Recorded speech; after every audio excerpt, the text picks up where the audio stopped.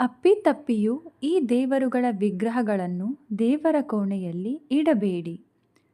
ನಾವು ನಮ್ಮ ಮನೆಯಲ್ಲಿ ಕೆಲವೊಂದು ದೇವರ ವಿಗ್ರಹಗಳನ್ನು ಇಟ್ಟುಕೊಳ್ಳುವುದು ಶುಭವೆಂದು ಪರಿಗಣಿಸಲಾಗಿದ್ದರೆ, ಇನ್ನೂ ಕೆಲವೊಂದು ವಿಗ್ರಹಗಳನ್ನು ಇಟ್ಟುಕೊಳ್ಳುವುದರಿಂದ ಅಶುಭವೆಂದು ಪರಿಗಣಿಸಲಾಗುತ್ತದೆ. ಶಾಸ್ತ್ರದ ಪ್ರಕಾರ ದೇವರ ಕೋಣೆಯಲ್ಲಿ ಯಾವ ವಿಗ್ರಹ ಇಡಬಾರದು? ಈ ವಿಗ್ರಹಗಳನ್ನು ಮನೆಯಲ್ಲಿ ಇಟ್ಟುಕೊಳ್ಳಬೇಡಿ. ಹಿಂದೂ ಧರ್ಮದಲ್ಲಿ ದೇವರ ಆರಾಧನೆಗೆ ವಿಶೇಷವಾದ ಮಹತ್ವವನ್ನು ನೀಡಲಾಗಿದೆ. ಶಾಸ್ತ್ರದಲ್ಲಿ ಪೂಜೆಗೆ ಸಂಬಂಧಿಸಿದಂತೆ ಹಲವು ಪ್ರಮುಖ ವಿಷಯಗಳನ್ನು ಉಲ್ಲೇಖಿಸಲಾಗಿದೆ.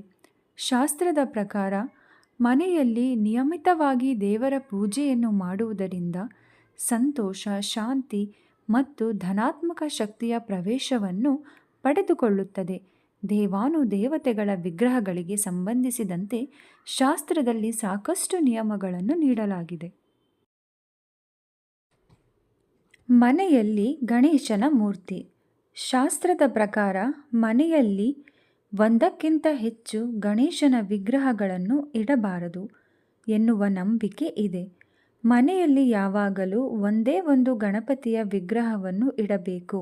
ಈ ಗಣಪತಿ ವಿಗ್ರಹದ ಎರಡೂ ಭಾಗದಲ್ಲಿ ಲಕ್ಷ್ಮೀದೇವಿಯ ವಿಗ್ರಹ ಅಥವಾ ಫೋಟೋವನ್ನು ಇರಿಸಬೇಕು ಮತ್ತು ಲಕ್ಷ್ಮೀದೇವಿಯ ಬಲಭಾಗದಲ್ಲಿ ಸರಸ್ವತೀ ದೇವಿಯ ವಿಗ್ರಹ ಅಥವಾ ಫೋಟೋವನ್ನು ಇಡಬೇಕು ಎಂಬುದನ್ನು ನೆನಪಿನಲ್ಲಿಡಿ. ಇದರ ಹೊರತಾಗಿ ನಿಂತಿರುವ ಅಥವಾ ನೃತ್ಯ ಮಾಡುವ ಗಣೇಶನ ವಿಗ್ರಹವನ್ನು ಮನೆಯಲ್ಲಿ ಇಡಬೇಡಿ. ಶಿವನ ನೃತ್ಯ ಪ್ರತಿಮೆ.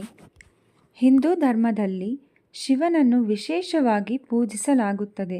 ಅನೇಕ ಜನರು ಭಗವಾನ್ ಭೋಲೆನಾಥ ಮತ್ತು ಶಿವಲಿಂಗವನ್ನು ಮನೆಯ ದೇವರ ಕೋಣೆಯಲ್ಲಿ ಸರಿಯಾದ ವಿಧಿವಿಧಾನಗಳೊಂದಿಗೆ ಪೂಜಿಸುತ್ತಾರೆ.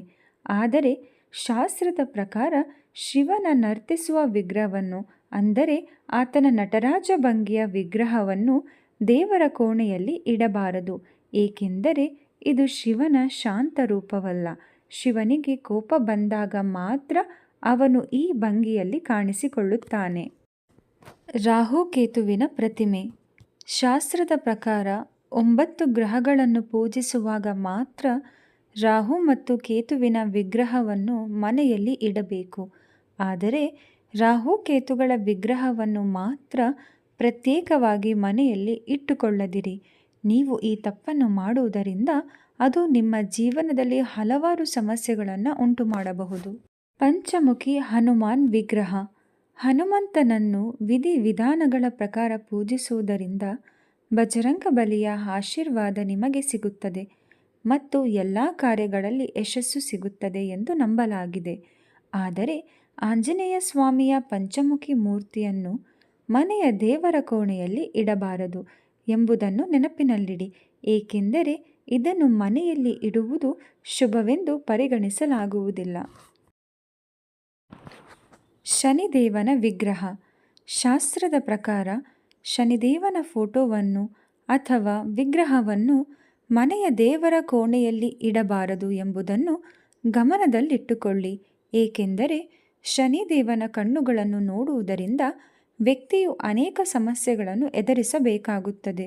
ಆದ್ದರಿಂದ ಒಬ್ಬ ವ್ಯಕ್ತಿಯು ಶನಿದೇವನ ಪ್ರಭಾವಕ್ಕೆ ಒಳಗಾಗಿದ್ದರೆ ಅವನು ಜೀವನದಲ್ಲಿ ಅನೇಕ ತೊಂದರೆಗಳನ್ನು ಎದುರಿಸಬೇಕಾಗುತ್ತದೆ. ಮಹಾಕಾಳಿ ವಿಗ್ರಹ. ಮಹಾಕಾಳಿಯ ಸ್ವರೂಪ ಧ್ವಂಸ ರೂಪವನ್ನು ಹೊಂದಿರುತ್ತದೆ. ಇಂತಹ ಭಯಾನಕ ರೂಪವನ್ನು ಮನೆಯಲ್ಲಿ ಇಡಬಾರದು. ಮನೆಯಲ್ಲಿ ಯಾವಾಗಲೂ ಸೌಮ್ಯ ರೂಪದ ಮೂರ್ತಿಯನ್ನು ಪೂಜಿಸಬೇಕು. ಮಾತೆ ಮಹಾಕಾಳಿಯ ವಿಗ್ರಹ ಏನಾದರೂ ಮನೆಯಲ್ಲಿದ್ದರೆ ಈಗಲೇ ಅದನ್ನು ತೆಗೆದುಕೊಂಡು ಗೌರವಯುತವಾಗಿ ದೇವಸ್ಥಾನದಲ್ಲಿ ಇಟ್ಟು ನಮಸ್ಕರಿಸಿ ಬನ್ನಿ. ಭೈರವೇಶ್ವರನ ವಿಗ್ರಹ. ಭೈರವ ಶಿವನ ಇನ್ನೊಂದು ಅವತಾರ. ಅವನನ್ನು ತಂತ್ರಮಂತ್ರಗಳ ಮೂಲಕ ಪೂಜಿಸಬೇಕಾಗುತ್ತದೆ.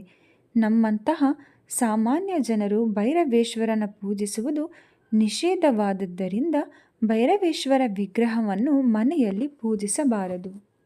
ನಿಂತಿರುವ ಲಕ್ಷ್ಮೀ ದೇವಿಯ ವಿಗ್ರಹ. ನಿಂತಿರುವ ಲಕ್ಷ್ಮೀ ದೇವಿಯ ವಿಗ್ರಹ ಸ್ಥಿರವಾಗಿ ಮನೆಯಲ್ಲಿ ನೆಲೆಸುವುದಿಲ್ಲ ಎಂಬುದರ ಪ್ರತೀಕವಾಗಿರುತ್ತದೆ. ಯಾವಾಗ ಬೇಕಾದರೂ ತಾಯಿ ಲಕ್ಷ್ಮಿ ಮನೆಯಿಂದ ತೆರಳಬಹುದು. ಆದ್ದರಿಂದ ನಿಂತಿರುವ ಲಕ್ಷ್ಮಿ, ಗಣೇಶ, ಸರಸ್ವತಿ ದೇವರ ವಿಗ್ರಹಗಳನ್ನು ಮನೆಯಲ್ಲಿ ಪೂಜಿಸಬಾರದು. ಸ್ನೇಹಿತರೆ, ಇನ್ನೂ ಹೆಚ್ಚಿನ ವಿಡಿಯೋಗಳಿಗಾಗಿ ಲೈಫ್ ಈಸ್ ಬ್ಯೂಟಿಫುಲ್ ಚಾನಲನ್ನು ಸಬ್ಸ್ಕ್ರೈಬ್ ಮಾಡಿ, ಲೈಕ್ ಮಾಡಿ ಮತ್ತು ಸಪೋರ್ಟ್ ಮಾಡಿ. ಧನ್ಯವಾದಗಳು.